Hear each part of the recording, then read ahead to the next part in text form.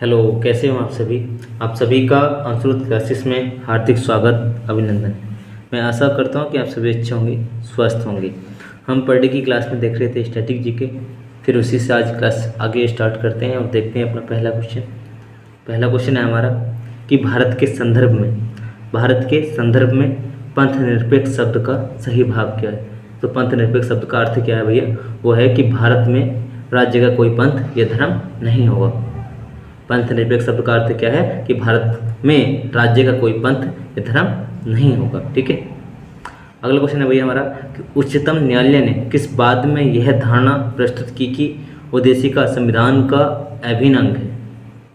किस बात में उच्च न्यायालय ने यह प्रस्तुत किया कि उद्देशिका संविधान का अभिन्न अंग है। तो किस बात में कहा भैया? ये कहा SR बम्बई बनाम यूनियन ऑफ इंडिया बाद में। ठीक है, अगला क्वेश्चन है भैया हमारा कि उद्देशिका में सम्मिलित सामाजिक, आर्थिक व राजनीतिक न्याय के तत्व किससे संबंधित है। उद्देशिका या प्रस्तावना में सम्मिलित सामाजिक, आर्थिक व राजनीतिक न्याय के तत्व किससे संबंधित है। तो किससे संबंधित है भैया? वह हमारा 1917 की रूसी क्रांति से। किससे भैया? 1917 की रूसी क्रांति से संबंधित है। अगला क्वेश्चन है भैया हमारा कि भाषाई आधार पर भारत में सर्वप्रथम किस राज्य का गठन किया गया था। तो किस राज्य का गठन किया गया था भैया? वो किया गया था आंध्र प्रदेश। किसका भैया? आंध्र प्रदेश का। अगला क्वेश्चन है हमारा भैया कि कुल्लू घाटी किन पर्वत श्रेणी के मध्य स्थित है। कुल्लू घाटी किन पर्वत श्रेणियों के मध्य स्थित है। तो कहाँ पर है भैया? वो हमारा धौलाधार तथा पीरपंजल जल श्रेणी के मध्य स्थित है। ठीक है, कौन सी घाटी? कुल्लू घाटी।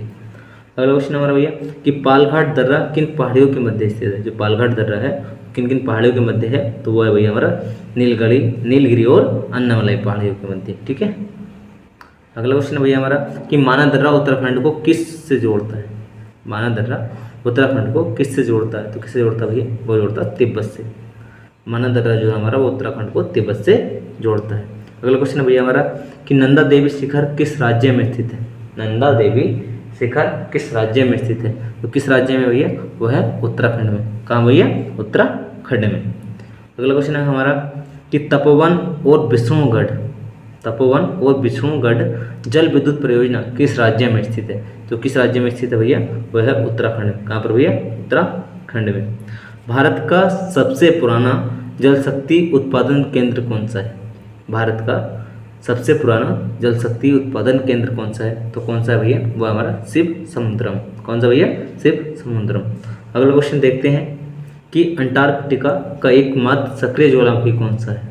अंटार्कटिका का एकमात्र सक्रिय ज्वालामुखी कौन सा है? तो कौन सा भैया? वो है हमारा माउंट एयरबस। कौन सा भैया? Mount Airbus. अगला क्वेश्चन हमारा कि विषुवत रेखा से ध्रुवों की ओर जाने पर पारिस्थितिकी उत्पादन पर क्या प्रभाव पड़ता है। तो क्या प्रभाव पड़ता है भैया? पहले बढ़ता है फिर घटता है। क्या होता है भैया? पहले बढ़ता है फिर घटता है। अगला क्वेश्चन भैया हमारा कि फाउंटेन पेन किस सिद्धांत पर कार्य करता है। तो हमारा फाउंटेन पेन है वो किस सिद्धांत पर कार्य करता है। तो किस पर करता है भैया? वो करता है केशिकार्प के सिद्धांत पर। किस पर भैया? केशिकार्प के सिद्धांत पर। अगला क्वेश्चन हमारा कि जल से भरी बाल्टी को हिलाकर छोड़ देने पर कुछ समय पश्चात जल अपने आप स्थिर क्यों हो जाता है। तो क्यों हो जाता है भैया? वो हो जाता है सायनता के कारण। कोई बाल्टी है उसमें जल है, उसको हमने हिला के छोड़ दिया, फिर वो कुछ समय के बाद शांत हो जाता है। तो वो किस कारण होता है भैया? तो वो होता है हमारा सायनता के कारण। किस कारण भैया? सायनता के कारण। अगला क्वेश्चन हमारा कि भारहीनता की स्थिति किस कारण होती है। भारहीनता की स्थिति जो है वो किस कारण होती है। तो भैया वो होती है हमारी गुरुत्वाकर्षण की शून्य स्थिति के कारण। किस कारण भैया? गुरुत्वाकर्षण की शून्य स्थिति के कारण। अगला क्वेश्चन देखते हैं कि चंद्रमा की सतह पर पलायन वेग पृथ्वी की सतह की अपेक्षा कम होता है। क्यों होता है? क्योंकि चंद्रमा की त्रिज्या पृथ्वी की त्रिज्या से कम है। क्यों है भैया? तो चंद्रमा की त्रिज्या हमारी पृथ्वी की त्रिज्या से कम है। अगला क्वेश्चन देखते हैं कि ब्राइट्स रोग से शरीर का कौन सा अंग प्रभावित होता है। जो ब्राइट्स रोग है उससे हमारे शरीर का कौन सा अंग प्रभावित होता है। तो कौन सा होता है भैया? वो होता है गुर्दा। ठीक है, कौन सा? गुर्दा। अगला क्वेश्चन है कि यकृत शोथ कैसा रोग है। यकृत शोथ कैसा रोग है? तो कैसा है भैया? वो हमारा विषाणु जनित रोग है। कैसा है भैया? यकृत शोथ जो है हमारा वो विषाणु जनित रोग है। अगला क्वेश्चन हमारा कि जंतुओं में होने वाली फूट एंड माउथ रोग किसके कारण होती है? तो किसके कारण होती है? वो होती है विषाणु की। किसके भैया? विषाणु की। अगला क्वेश्चन हमारा कि काली खांसी से बचाव के लिए शिशुओं को कौन सा टीका लगाया जाता है? जो काली खांसी हो जाती है उससे बचाव के लिए बच्चों में कौन सा टीका लगाया जाता है? तो वो लगाया जाता है भैया डीपी टीका। कौन सा भैया? डीपी टीका। अगला क्वेश्चन देखते हैं कि कौन सा स्थान मौर्य काल में शिक्षा का सर्वाधिक प्रसिद्ध केंद्र था? कौन सा स्थान मौर्य काल में शिक्षा का सर्वाधिक प्रसिद्ध केंद्र था? तो कौन सा था भैया? वो था हमारा तक्षशिला। कौन सा भैया?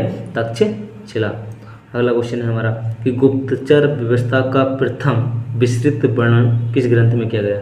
जो गुप्तचर व्यवस्था थी उसका विस्तृत वर्णन किस ग्रंथ में किया गया था प्रथम बार? तो उसमें किया था भैया अर्थशास्त्र में। किसमें भैया? अर्थशास्त्र में। अगला क्वेश्चन हमारा कि कलिंग युद्ध की विजय तथा क्षत्रियों का वर्णन अशोक के किस शिलालेख में?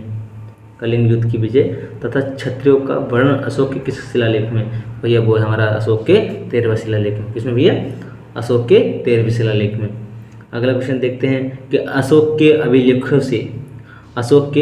अभिलेखों से किस दक्षिणी राज्यों का उल्लेख प्राप्त होता है? तो किसका होता है भैया? वो होता है सातवाहन का।